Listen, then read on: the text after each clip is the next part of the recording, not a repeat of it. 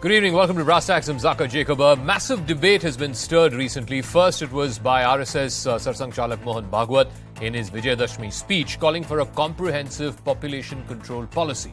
And this was later backed up by his second-in-command, Dattatreya Hosabale, who said that population demographics are changing rapidly in the border districts because of illegal immigration and because of religious conversion. Now, there are many on the other side, including the likes of Asaduddin Owaisi, who are saying and challenging this presupposition. Is there merit in the argument that there is a population imbalance, particularly in the border districts? And if so, on what basis is that argument based? The Muslim fertility rate in this country is marginally higher than the Hindu fertility rate, and it is falling, like is the case for all other communities. So where is this fear coming from? And if in the border districts this is significantly changing, does that then make the case for a national register of citizens to know who is Indian, who has been here for a number of generations, and who has come recently? But all of that in a moment. First, the story of the day. हमारे देश में conversion होने से, मतांतरण होने से कई जगह पर संख्या हिंदुओं की कम होती है। RSS General Secretary Dattatreya Hosabale making a pitch for a uniform national policy on population control. He claims that religious conversions and infiltration across borders are triggering a demographic imbalance in the country. आने वाले वर्षों में बच्चों के युवकों की संख्या कम होकर बूढ़ों की संख्या के अनुपात ज्यादा होने की संभावना आने वाले 30 वर्षों में 40 वर्षों में। बांग्लादेश से, बांग्लादेश से उत्तर बिहार के राज्यों में आप पूर्णिया, कटिहार वगैरह देखेंगे या नॉर्थ ईस्ट में देखेंगे, यही इसी के लिए आंदोलन भी हुआ था वहाँ। अब थोड़ा सा उसको रोकने का प्रयास वहाँ तो हुआ, लेकिन अन्य राज्यों में भी वो धीरे धीरे बढ़ने के सभी प्रकार के अनुभव आए हैं। Dattatreya Hosabale's remarks come just a few weeks after RSS chief Mohan Bhagwat, who said that religion-based population imbalance can't be ignored. हम आज डेमोग्राफिक डिविडेंड की स्थिति में है कि जनसंख्या में प्रमाण का भी संतुलन चाहिए। आज की तारीख में यह असंतुलन जन्मदर एक भाग है उसका, लेकिन जोर जबरदस्ती या छल कपट से, लालच से मतांतरण, ये सबसे बड़ा फैक्टर है। But many opposition parties have objected to the RSS's views, calling it an election gimmick for the BJP. 8 साल से तो आप ही की सरकार है, आप ही के इशारे पर चलने वाली सरकार है। इसके पहले भी 6-7 साल रह चुकी, अटल जी की 3 सरकारें रह चुकी, तब क्यों कुछ नहीं किया? According to the National Family Health Survey, the total fertility rate has been decreasing in India, and every religious group has seen a fall in the total fertility rate, including the Muslim population. Although the rate of fertility is the highest among Muslims, it has been steadily declining over the years. So are the claims of a religion-based population imbalance factual, or is it simply fear-mongering? Right, on the talking point this evening here on Brass Tacks, we have a full panel here in our studios. Ashwini Upadhyay is senior advocate in the Supreme Court. In fact, he has lodged a PIL on this population matter in the court. Geeta Bhatt, academic, joining us. Waris Pathan is national spokesperson of the MIM party. Shahid Ali is an advocate and leader of the United Muslim Front. And Nandita Saikia is from the Indian Institute of Population Sciences in Mumbai. Ashwini Upadhyay, let me start with you. You have in fact put up a PIL in the Supreme Court. The data from the National Family Health Survey shows that India's population of Muslims rose from 10% in 1951 to 14.2% in 2011. The total fertility rate, TIFR, of Muslim population is 2.24, of the Hindu population is 1.9. If the gap is so small, then where is this fear coming from, Mr. Upadhyay, कि मुस्लिम की आबादी जो है ज़्यादा बढ़ रही है और हिंदुओं की आबादी कम हो रही है? देखिए, अगर गैप बिल्कुल ठीक है, पॉपुलेशन अब TFR कम हो चुका है, सब लोग कंडोम भी यूज़ कर रहे हैं, बाकी और मेजर्स ले रहे हैं, तो फिर तो सबको एक साथ कहना चाहिए, भाई आप जो है यूनिफॉर्म पॉपुलेशन कोड ले आइए, पॉपुलेशन कंट्रोल बनाइए, हम दो हमारे दो लागू करिए, कोई फर्क ही नहीं पड़ेगा। इस 2 चाइल्ड पॉलिसी का, हम दो हमारे दो का हिंदू स्वागत कर रहे हैं, किसी क्रिश्चियंस ने इसका अपोज किया नहीं, पारसी ने अपोज किया नहीं, बहाई ने अपोज किया नहीं, यहूदी ने अपोज किया नहीं, जैन ने अपोज किया नहीं, बौद्ध ने अपोज किया नहीं। एक ही सेगमेंट तो है, एक ही तबका है, एक ही पॉलिटिकल पार्टी है, एक ही फिरका है जो बार बार विरोध कर रहा है। इसका मतलब दाल में कुछ काला है। इसका मतलब टीएफआर जो है वो, अगर वो टीएफआर ठीक है, पॉपुलेशन हो तो सबको स्वागत कर लेना चाहिए था। फैक्ट इसमें प्रॉब्लम कहां से हो रही है? नहीं, बट अश्विनी जी, ये टीएफआर तो वारिस पठान साहब बैठे हैं, उनके पार्टी ने नहीं तय किया ना। टीएफआर तो मिनिस्ट्री ऑफ हेल्थ तय कर सकती है। नेशनल फैमिली हेल्थ सर्वे जो है उसी में से ये टीएफआर तय हुआ ना। Waris Pathan is also sitting here. जक्का साहब अगर कोई चोरी नहीं कर रहा है तो आप चोरी करने वाले को फांसी का कानून बना दो, क्या फर्क पड़ेगा?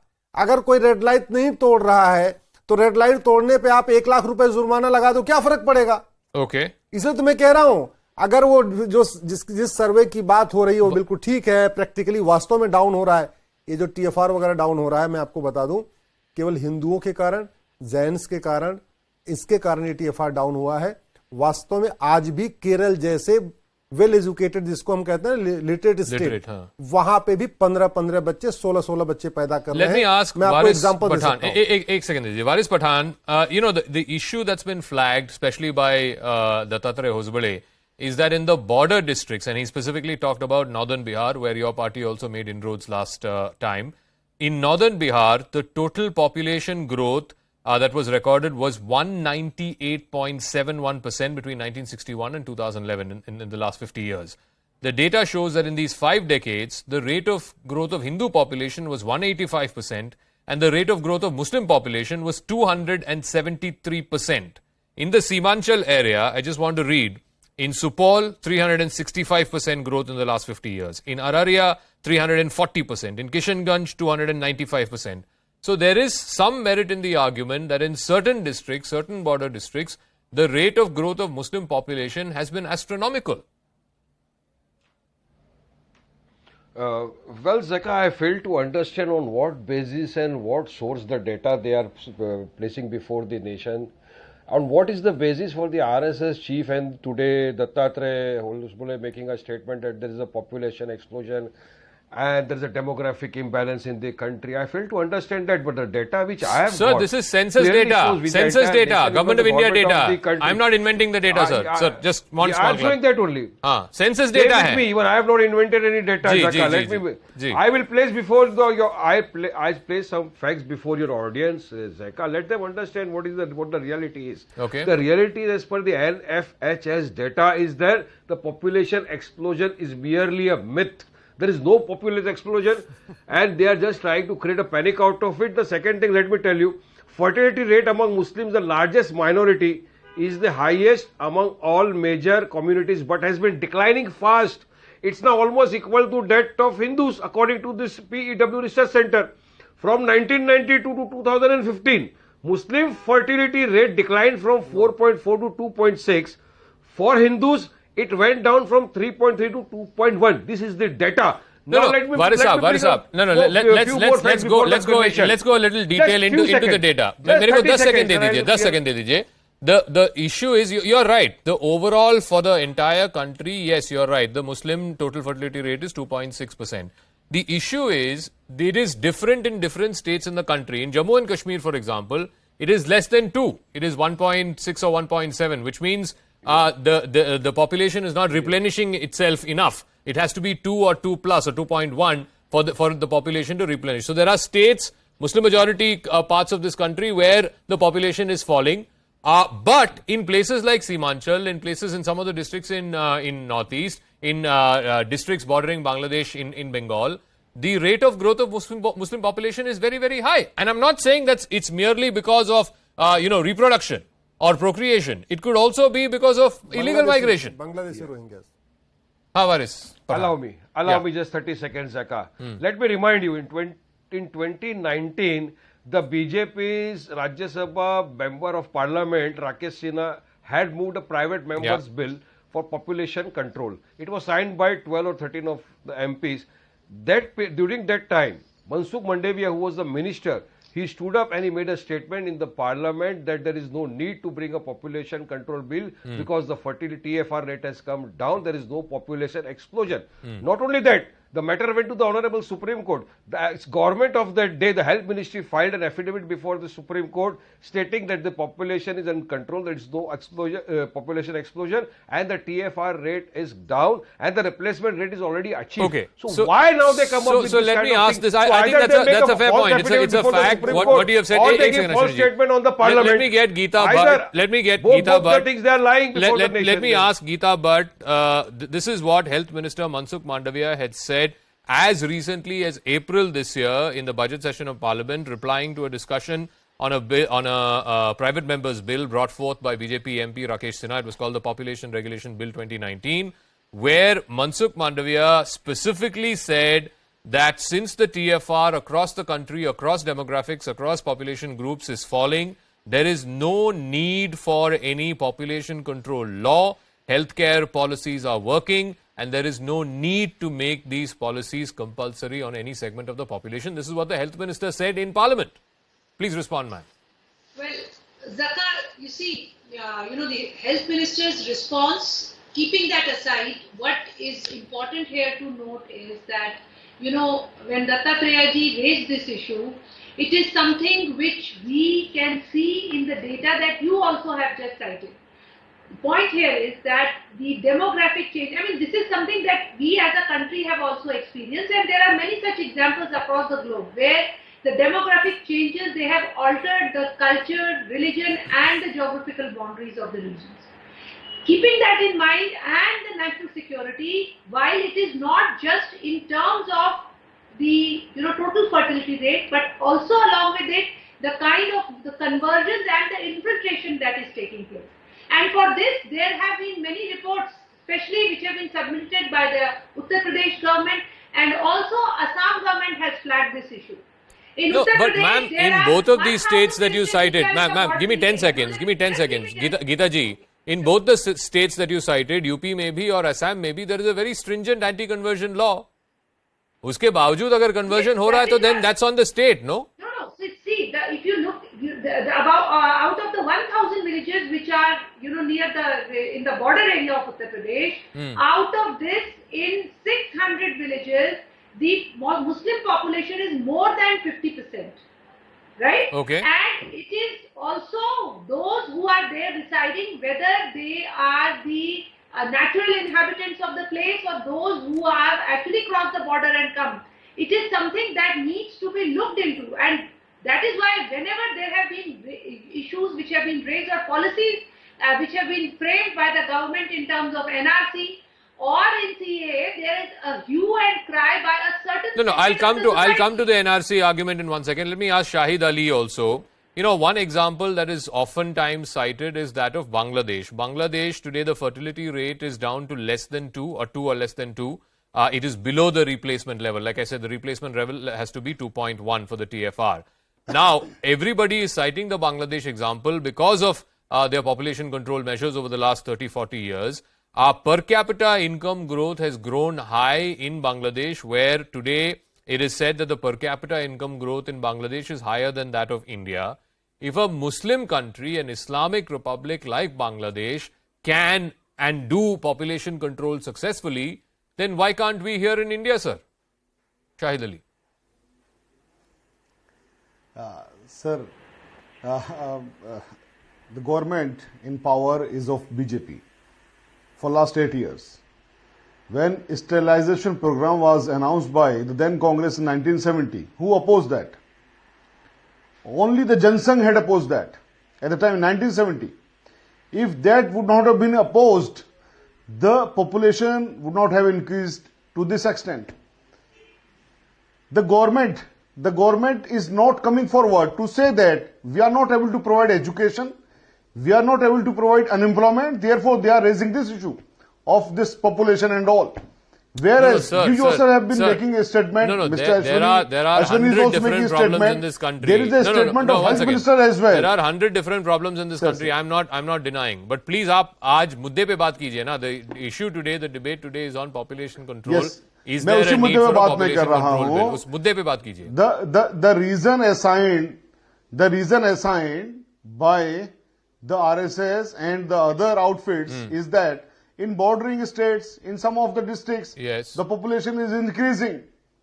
So that's why I want to say that population is increasing only in those areas where no education could have been provided, no employment could have been provided by the government. So the impact of non-education and non-employment is the population increasement. Sir. Not otherwise. Look, I'm not a statistician. See, but to say, no, एक second. बात सुनिए, शाही साहब. Jacob, you will not be satisfied. It cannot be that level of primary enrollment amongst Muslims is only low in the border districts. Level of primary school enrollment among Muslims is low across the country. There is data to show that. To say that lack of education in border districts, that's why population is increasing in those border districts, I think it's a disingenuous argument. Sorry. Ashwini Upadhyay. देखिए, You मैं have आपको already told. एक second, Ashwini ji का intervention, उसके बाद आपके पास आऊंगा यार. जक्का साहब, देश की राजधानी दिल्ली है. दिल्ली में आप चलिए, मैं आपको ओखला एरिया में, आपको सुंदर नगरी वाले एरिया में, सकूर बस्ती के एरिया में, महिपालपुर में, राजधानी में आपको मैं 10 से 20 बच्चे वाले परिवार, कम से कम 100 परिवार आपको दिखा. लेकिन अश्विनी जी, पिछले 8 साल से तो बीजेपी का सरकार है, कुछ करना चाहिए उनको. और सुनिए, अगर ये इतना बड़ा इशू है कि सरसंघ चालक जी ने बोल दिया, सरकारिया ने बोल दिया, तो फिर 8 साल से क्या कर रहे हैं? सुनिए, मैं आपको बता रहा हूँ थ्रेट क्या है. सबसे पहले लब जिहाद वाला वर्ड कौन लाया था? कोई आरएसएस नहीं लाया था, कोई हिंदू लाया था. लब जिहाद का पहला वर्ड आया था, क्रिश्चियन पास्टर थे वो केरल के, वहां से आया था पहली बात वर्ड. दूसरा थ्रेट क्या है? कल मेरठ में एक व्यक्ति ने जाके भगवान शिव के ऊपर पेशाब किया. कहीं पूरे देश में आग लगी, कहीं सर तन से जुदा का हुआ, कहीं लोग सड़कों पे उतरे, कहीं कुछ नहीं हुआ. पुलिस ने अपना काम किया, उसको पकड़ ले गई. दूसरा एग्जाम्पल, नूपुर शर्मा और तस्लीम रहमानी. नूपुर शर्मा गुमनाम जिंदगी जी रही है, तस्लीम रहमानी चैनलों पे घूम रहे हैं. ये फर्क है, ये सोच का फर्क है. मैं इसलिए कह रहा हूं हमारा. अश्विनी जी, मेरा छोटा सा सवाल है. एक तो अगर नियम या कानून आपको लेके आना है तो लेके आइए पार्लियामेंट में. कौन रोक रहा है आपको? आपको पीआईएल के ऊपर पीआईएल डालने की नौबत भी नहीं पड़ेगी. अगर कानून लेके आना तो लेके आए पार्लियामेंट में, मेजोरिटी है सरकार के पास. एज ए सिटीजन, जैसे जक्का साहब अपनी ड्यूटी कर रहे हैं, ऐसे as a citizen, as a advocate मैं अपनी ड्यूटी कर रहा हूं. सरकार अपनी ड्यूटी करेगी, दूसरी बात अपना काम करेंगे. दूसरी बात, अगर आप कह रहे हैं कि ये बॉर्डर डिस्ट्रिक्ट्स में इलीगल इमिग्रेशन हो रहा है, तब अब मैं आपसे पूछ रहा हूं कि एनआरसी की जो बात हो रही है वो तो कहां अटका पड़ा है, आपको भी पता है, हमें भी पता है. और कौन उसके ऊपर रोड़े लगा रहे थे वो आपको भी पता है, हमें भी पता है. तो should it be the case that in a country like India that we need to know who are the citizens of this country who have been living here for generations and who are the people who've come in the last 10-15 years? Is there a case to be made for that? उसको कौन रोक रहा है? रोकने वाले आपने देखा नहीं. अभी शुरू नहीं हुआ था, उसके पहले शाहीन बाग करके बैठ गए थे. अभी जो लोग उसमें शामिल थे, अभी तो उनको हाई कोर्ट ने उनको जो है बेल भी नहीं दिया है. वो लगातार वो बेल पे बेल मांग रहे. तो मैं ये तो ही कह रहा हूं, एक बार इस देश को नैरेटिव तो आप समझिए. हमारे इसी चैनल पे, यहाँ टीवी पे बैठे हुए हैं जो एनआरसी का विरोध करते हैं, सीए का विरोध करते हैं, पॉपुलेशन कंट्रोल का विरोध करते हैं, यूनिफॉर्म सिविल कोड का विरोध करते हैं, यूनिफॉर्म एजुकेशन का विरोध करते हैं. इसी चैनल पे आप डिबेट करा लीजिए, देखिए अभी विरोध शुरू हो जाएगा. वारिस पठान साहब, वारिस पठान साहब, आपके लीडर ओवैसी साहब ने हाल ही में बोला कि Muslims use the most amount of condoms. तो फिर you should not have a problem ना, अगर सरकार लेके आ रही है कि पॉपुलेशन कंट्रोल लॉ अगले सेशन में, विंटर सेशन में मान लीजिए वो they are bringing a population control law, तो फिर आपको प्रॉब्लम नहीं होना चाहिए.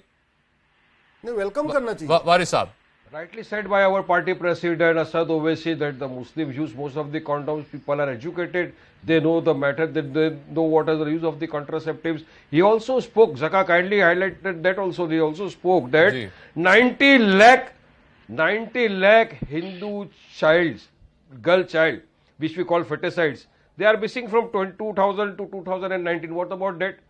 What happened to them? Why don't they speak about that? Why did the RSS chief does not lighter on them? Because the thing is, what Nupur Sharma and Taslim Rahmani have got to do with population explosion, I fail to understand that. We are talking about secularism, we are talking about constitution, we live in democracy, and here see what kind of statements are being made on your channel itself. They were in power for let 8 me- years. What let did they me do? reply. Yes, they made a statement in the parliament that there is no need for getting a population control bill. Then why does this kind of statements are being made by the RSS? that I agree. I Every asked now that and then. question No, to no, what Geeta ji basis? also. They No, filed an Varis affidavit Saab, in the ek Supreme second, Court. Varis Saab, all I That's am why- asking you. No, you asked them a question. Varis Saab, I am Zakka, asking a simple question. ask them a simple आपके question. Leader ने बोला, Whether they file a false नहीं, नहीं, affidavit before the Supreme Court? आपके leader ने बोला कि Ask them. Muslims use the most amount of condoms. तो कल को अगर सरकार नियम ला रही है तो Yes, आपको we- कोई ऐतराज नहीं होना चाहिए ना. But they don't want to bring the question. Is Baab- this the own minister in the parliament have said that there is no need for population control bill? Okay. Then why does the RSS people, they want to go into this thing, could they say that demographic imbalance? And if you want to correct the demographic imbalance, if you want to improve the economy of the country, see that the youth get employed, see that the rupees get up, the dollar has gone Okay. so far now. Zakka, the day is not दो far minute when the दीजिए, rupee मैं will आ रहा हूँ cross Srinidhi ji. 100. Nandita You should Saikia has come been on that. patiently waiting. Nandita Saikia, especially in the context of border states, whether it's Assam, Bengal, UP, Bihar, etc., I want you to please tell us what the data shows. Because, you know, yes, the overall national data, I don't know who brought it up, it is correct that the TIFR rate between Hindus and Muslims, it was 1.1 in the 1990s. It has now come in 91-92 in the last the census that happened then. In the 2011-12 census, it had come down to 0.3. So if the gap has been closed from 1.1 to 0.3 nationally, and I said at the top of the show, and there are certain states, you know, Karnataka, Jammu and Kashmir, even Kerala, where there is more literate people, more social and economic upward mobility. Yes, the TFR has fallen below 2 in many of the instances. But in these border states, as it were, border districts, as it were, is there merit in the argument that there is a population skew in these border districts? Yes, thank you for invitation. In fact, I would say that in India, when we speak that Muslim population have lower mortality rate or lower education or lower employment, we are very open and very acceptable to the data. When we start speaking about fertility, suddenly everything becomes very, very sensitive. So I fail to understand why it is so. That is my first point. But people have started speaking about all this because of the numbers, because of the stories, because of their lifetime experiences, and so many other issues. When we talk about fertility, there are two ways to present. We can say that Muslim fertility is decreasing fast, but still it is high. That is one way of portrayal. And another one is that we can say it is high. It is high but decreasing. So it is we speak about the rate, but we forget often that behind rates there is also numbers. For example, if in case of say Assam, if we calculate that rate by Muslim and Hindu, we will see of course Muslim fertility is higher and gap is missing. But if you go for absolute number of calculation, actual number of births, it is actually much more for Muslim population. We always ignore and rather we choose conveniently sometime rate or sometime absolute number according to our purpose. If we want to see the real picture, we need to see the both rates and actual numbers. No. Tell me something. One second, ma'am. 10-second intervention. I have not told anything you when you were speaking. Sure. All I have is a 10-second intervention. And when you're saying, it is very important that we need to always, we do not need to always see the national level. India is a very big country, and what is happening in the border state, can be entirely different what is happening in Delhi or Mumbai. So we find that there is extreme variation in fertility, and there is higher. As you said, in my past experience is that in Assam, for example, my own published research is showing that in Assam, at least one in every 5 person is of Bangladeshi origin influent people who have entered in No, Assam. ma'am. So one second. You're confusing two issues. No, one second. You're confusing two issues. I'm connecting. If the TIFR, one second. Hear me out, please. Give me 10 seconds, Miss Saikia. Please have some patience. 10 seconds. You are confusing two separate issues. If the Muslim population is going up and the TIFR is not reflecting that, then it means that population is not coming through procreation. It's coming through other means. You could argue it is through illegal immigration. You could argue it is through illegal religious conversion. But show me the data. The issue is the data. If it's not being captured in the TFR, and surely the National Family Health Survey gives the breakdown of different states. It's not like the NFHS does not have state-wise breakup. In the Assam breakup, the gap between the TFR of Hindu population and Muslim population is not that high.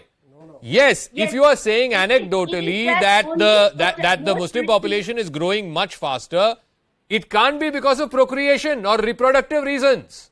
Yes, I agree with that. Actually, it is a combination of both natural fertility rate as well as infiltration. For Assam, it is rule of infiltration is much more. So then attack the issue.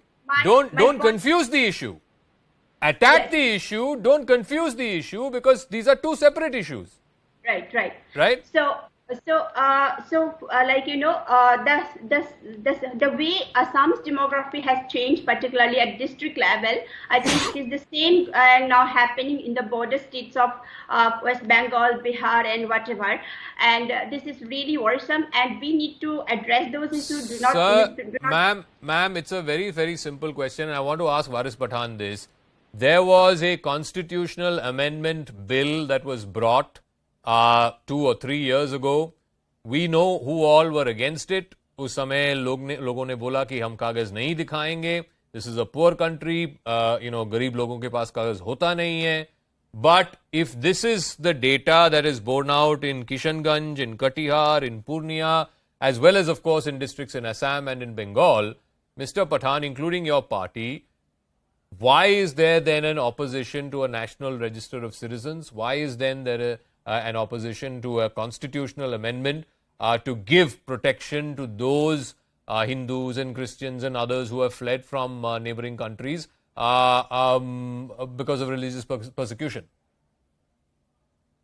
Waris Pathan. Well, the same constitution has given me a right that if I don't agree with the government's policies, I can raise my issue. We live in democracy. Agree to disagree is my forte. I can use it. But I am asking a simple question. If they don't believe the NFHS data, they don't believe the PEW research, which is clear-cut saying that the population explosion is merely a myth, the fertility rate has gone down, and the replacement rate has already been achieved, then why do they say, on what basis are they making this kind of Waris Saab, just like I told Nandita Saikia, no, I think we are confusing the issues.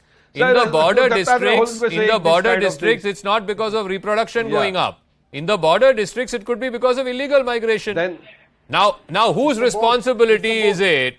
Whose responsibility is it to do an enumeration of illegal migrants? It's the job of the government. You are well within your right to ask why is government not enumerating? The government is there. We have got the security forces stationed at the borders. They are well versed. They know how to stop infiltration. They are there. They are present there at the borders. Everywhere we have got our own security, Zakka, and we are very power. We have got a good power over there. So why don't you then welcome an enumeration of the population demographics in our border districts? क्या है इसमें? आपको विरोध नहीं करना चाहिए? Demonetization also, what happened? Well, you welcome the demonetization. What happened after that? You welcome abrogation of Article 370. What happened then? Today are the Kashmiri Pandits safe in Kashmir? Today they are leaving Kashmir. They don't want to live there. They are sitting on dharna. They say we are not safe in Kashmir. That's a separate matter.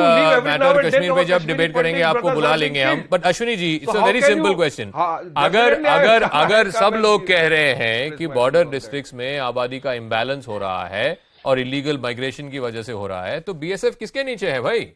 BSF तो केंद्र सरकार के नीचे है. BSF is guarding our borders. क्या कर रही है BSF? नहीं, प्रॉब्लम जक्का साहब देखिए, प्रॉब्लम BSF नहीं है, प्रॉब्लम है करप्शन.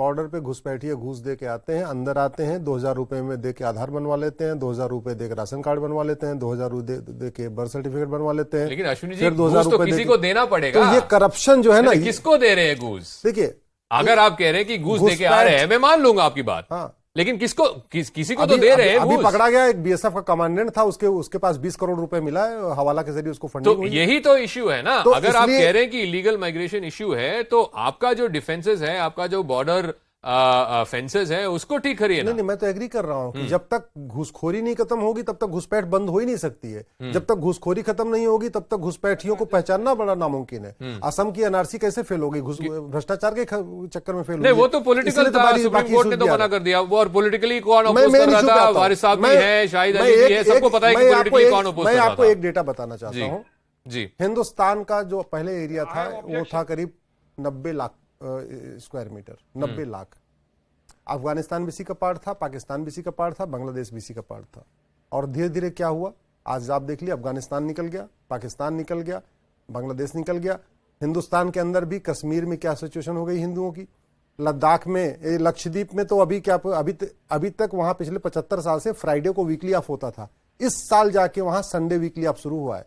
आप भारत के कितने ऐसे पॉकेट हो चुके हैं जहां पे प्रेयर बंद हो चुकी हैं, भारत के ऐसे कितने पॉकेट हो चुके हैं जहां स्कूलों को फोर्स करके कहा जाता है कि नहीं तुम संडे को नहीं क्लोज, संडे ओपन रखो, फ्राइडे को वीकली ऑफ मनाओ। ओके, तो ये एक प्रॉब्लम है। और दूसरा, नहीं वारिस पठान, उस सोच को आप जरा उस सोच को समझिए। ठीक है, ये बात ना आपने पहले भी पहले आंसर में मेरठ में शिवलिंग के ऊपर पेशाब करने के बाद भी भारत में कुछ नहीं हुआ, और यहाँ छोटी सी बात कहने पे कितने लोगों को सरपंच से जुड़ा हो गया। वारिस Pathan, after that I'm wrapping up the debate. Yeah. Zakka, I had an objection. One of the panelists, I have an objection that one of the panelists sitting on your debate today, he said the BSF is corrupt. Our Jawans who are stationed at the border, he said they are corrupt. They take money and they allow infiltration to happen. I say this is condemnable. I say this is condemnable and he must withdraw his words. I say this is condemnable. He should apologize for using this kind of words. BSF का एक commandant क्या 20 करोड़ रुपए मिला है, वो smuggling करवा रहा था। I have my objection. Somebody calling the BSF Jawans as corrupt. I object to that. Okay. I object to that. Geeta Bhatt, final 30 seconds. I got to wrap up. Geeta Bhatt, 30 seconds. And he must take back his words. 30 seconds. Yes.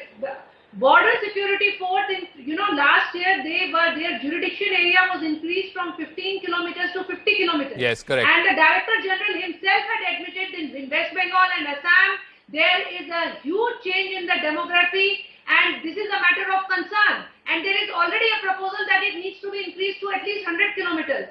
Okay. So this is a concern which I think Mr. Waris Pathan should actually be criticizing and should actually their party should come out and stand for the national security of the country rather than talking in terms that who is corrupt and who is not corrupt. You need to come out at work. Mr. Mansukh Munda, we have said so in the parliament. Okay, I got to wrap up. I'll leave the debate by simply saying this. I think this is a grave matter. It requires serious debate, whether it is in parliament, whether it's in our courts of law. This is not an issue that we should take lightly, but let's see how this progresses over the next few days and months. The second big story tonight, and this is a big one.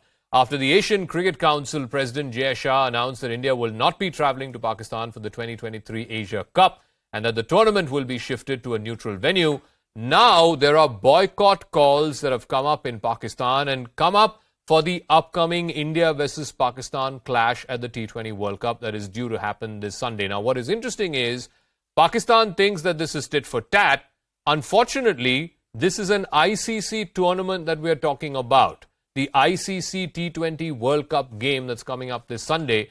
Pakistan or India or any country for that matter can ill afford to pull their team off an ICC tournament game. So, is this just a bluff that India needs to call out? First, the story.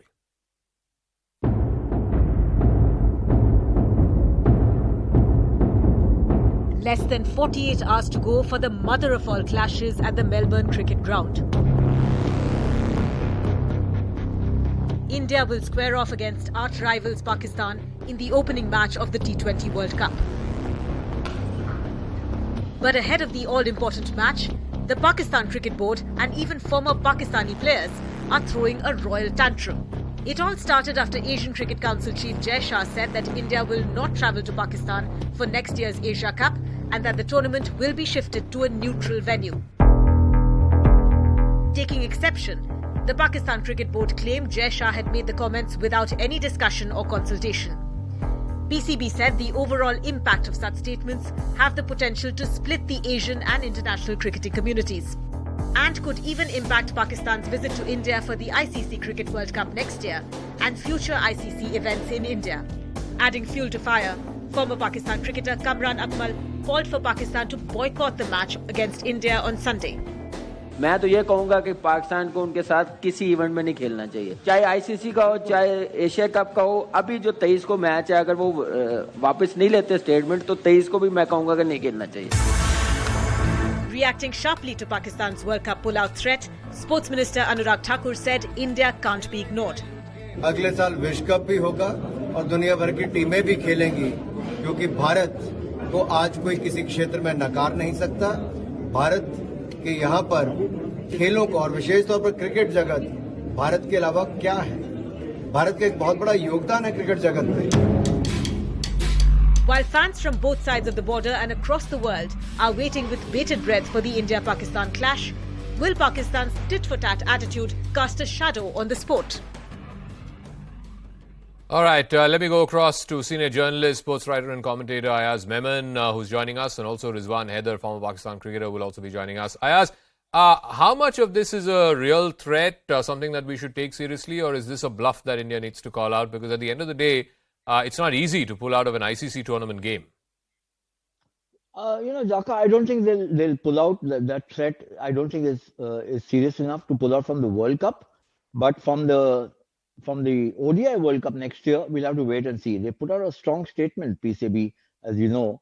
So, obviously they are smarting, and there's a lot of ill will or a lot of heartburn which is happening there right now. A lot of, I think, anger, if I might say so. Mm-hmm. But I think that this World Cup, I don't think there's an issue.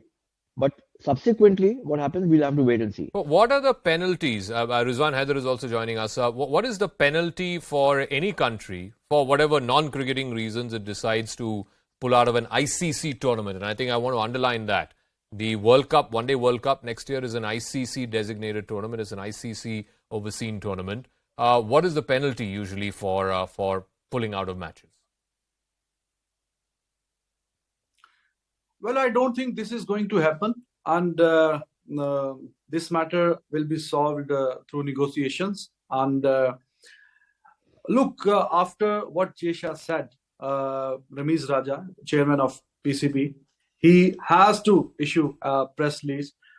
And the points that he mentioned, they make sense. First of all, he said that when this decision was taken, that next Asia Cup 2023 would be held in Pakistan, Jesha or any other member of Asian Cricket Council, they have not raised single question, no reservation at all, that why it should held in Pakistan. All of a sudden, without either, like it should have been, look, if there is some meeting of Asia Cup or Asian Council is going on, all the members are available and Jesha is there. Had he raised this question there, it makes sense. Like he's behaving like dictator. But Rizwan Saab, एक छोटी सी बात, एक तो I don't think he said we will not play Pakistan. I think he said we will play at a neutral venue. And that has been the case for the last many years, including हाल ही में we played Asia Cup in Dubai. उसमें कोई ऐतराज किसी को नहीं था. We're going to play the World Cup in Australia. Again, किसी को कोई ऐतराज नहीं है. So, what is the issue if we play in a neutral venue, as has been the case for the last many years? And दूसरी बात, I don't think it's the call of the BCCI or the Asian Cricket Council. No, this is a political call that's been taken. Yes, right. It's a political call. It's a political call. No, you mentioned rightly. Ji. Because it is the right of Pakistan to play cricket in Pakistan. Why not? Because there's no security concern at all. All top teams, they have toured Pakistan recently. All countries, England, Australia, South Africa, New Zealand is coming after a couple of months. And other Asian countries, Bangladesh, Sri Lanka, you name it. All the countries, they are touring Pakistan on regular basis.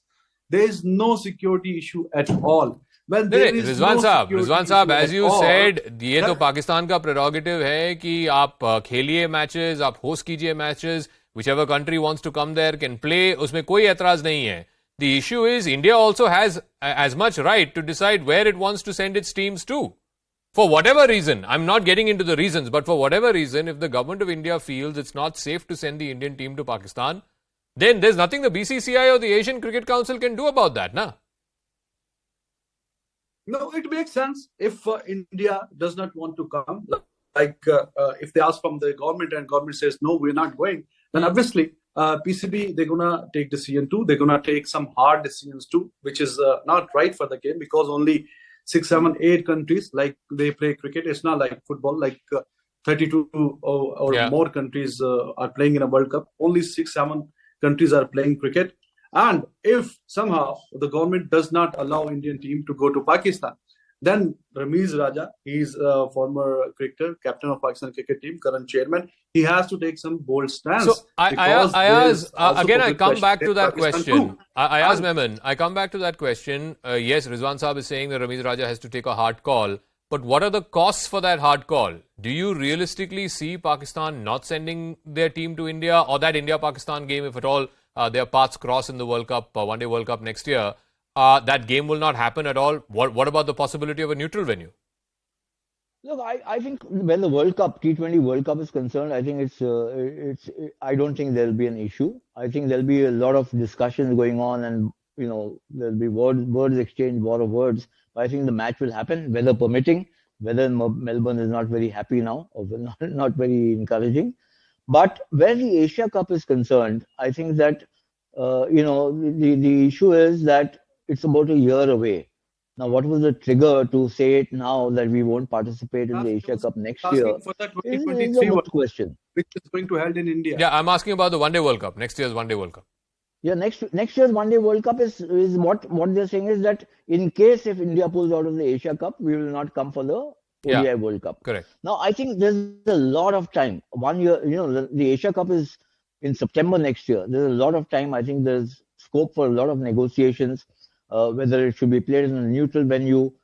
Ultimately, the Asian Cricket Council is also, in a way, the secretary of the BCCI, Mr. Jai Shah, is also the chairman of the Asian Cricket Council. So that is also under his purview. And I don't think he would not want the Asia Cup to be held. Now, again, two parts. I asked two parts. Yeah. One, the decision not to send the Indian team to Pakistan is not something taken by the BCCI or by the Asian Cricket Council. Exactly. It's a political call, right? So I don't think Jai Shah can do anything about the political call. And two, to be fair to him, I don't think he said we won't play. All he said was we'll play in a neutral venue, as has been the case for the last number of years now, right? So why is that such a problem? I think what has happened is that Pakistan Cricket Board and the Pakistan government feels that they are trying to restore normalcy in their cricket engagements. They've got a lot of teams coming into Pakistan, Australia, so many, Sri Lanka, and so many other countries have gone there. And therefore, it's all right to have a major event there. And if this does not happen, then it's a major setback for Pakistan cricket. And that's their, that's their concern, that's their compunction. And they will obviously contest that. Now, whether it can be negotiated and a settlement reached, remember this Asia Cup could have gone to Sri Lanka, could be played in Bangladesh, wherever. There are so many other Asian countries, possibly UAE also. Now, whether that happens or not is to be seen. But what's interesting is that it's come out at this point in time with India and Pakistan poised to face each other in the World Cup of the T20. And what could be the trigger, what was the trigger is something that, can only be speculated on. No, so as I understand, Rizwan Haider Saab, if a country pulls out of an ICC tournament, there's a penalty. The team gets docked points. अगर कमरान अकमल कह रहे हैं कि 23 की जो match आ रही है उससे पाकिस्तान को पुल आउट करना चाहिए, you end up losing points. That could hurt your team. It could hurt the chances of your team progressing to the elimination part of the tournament. Well, it is not, the practical way, to be very honest. But you have to look at the things from PCB's perspective. Next year, it's Asia Cup. And somehow, if India says that we are not coming to the Asia Cup, and after 2 months, it's World Cup. And somehow, if Pakistan goes to the World Cup, after 2 years, there's a Champions Trophy in Pakistan. That is ICC tournament. What is the guarantee that India going to come again? Again, India going to say that we are not coming to Pakistan. It means that though we know that India is the richest board of the world, but if there should be same rules for both the countries. If India is not coming, we are not asking for a bilateral series. We're not playing bilateral series from quite a while now. Yeah. It's a tournament where other countries are also participating. But if India is saying that we are not coming to Pakistan for the ICC event or for the Asia Cup, then Pakistan also holds the right to say the same. But Rizwan Saab, one is that if your team will lose points, both I've already established that. Second most important thing is that, again, I keep saying, India is not saying we won't play Pakistan. India is saying we are happy to play Pakistan in a neutral venue. And okay, I got your point. The point that I'm making, the PCB can raise a voice to the ICC that, okay, we will play the World Cup, but we won't play over matches in India. Then ICC will do something. Then we will be finding some other options too, that what can be happened. Then ICC has to manage that where they're going to hold Pakistan's matches. Either it would be Bangladesh or the Sri Lanka. So is that a possibility, Ayaz? We've had World Cups which India has hosted in the past in '96, also in 2011, where there were matches held in other subcontinent countries as well. Is that a possibility that, let's say, in India-Pakistan happens in Bangladesh or in Sri Lanka? It's a possibility, but remember, the 2023 World Cup is to be played entirely in India. So, to say that some matches featuring Pakistan will be played in Bangladesh will have to be negotiated, or Sri Lanka or anywhere else. Yeah. It's not that it's not happened in the past, it has. But this, and the ODI World Cup is an ICC event, so it has its own complexities. I think the better way out would be, some parlays happening now and see if the Asia Cup goes through, whether in Pakistan or elsewhere, as has been mooted by the BCCI. And therefore, it clears the path for the ODI World Cup. And cricket, rolls along rather than it becoming a subject which is... you remember this, Ayaz, better than I do. I think it was the '96 World Cup which India hosted, and I think it was the West Indies that refused to go to Sri Lanka, and I think even Australia. Yeah, but that time the host countries were India and Sri Lanka, of course, were hosting it, and they refused to go to Sri Lanka, again because of security concerns. If I'm not mistaken, they got docked points for that. Yes. In fact, they didn't go, so they got docked points. Yes, they got docked points for it. Right. But this issue of security in Pakistan, we have established this point after this brief discussion, that there is no issue of security in Pakistan. All top teams, they have toward Pakistan, and some are coming in near future. No. Again, Rizwan Saab, I'm sorry, I'm bringing this point again and again. The assessment of security is not done by the BCCI. The assessment of security is done by the government. So, Ayaz, final word as we wrap up. Yeah. No, absolutely right, Zakka. I think that the issue fundamentally is about security. Yeah. It's not about anything else. Correct. And the BCCI cannot act beyond what the government of India or the... And it's entirely possible that the government of Australia, given the Australian team's considerations and its variables, comes to one conclusion when it comes to the security situation, and the government of India, because of varied reasons that I don't want to go into, comes to a different conclusion as far as the security of India's players is concerned. If they were to go to Pakistan and play a game. All right. I got to wrap up. Yeah, I got to wrap up. I'm completely out of time. Thank you very much, Ayaz Memon, Rizwan Haider. I'm going to take a quick break here on the program. When we come back, Liz Truss going down as just the shortest tenured Prime Minister in the UK, resigning after just 45 days in office. Will Rishi Sunak finally get his chance? That's coming up right on the other side.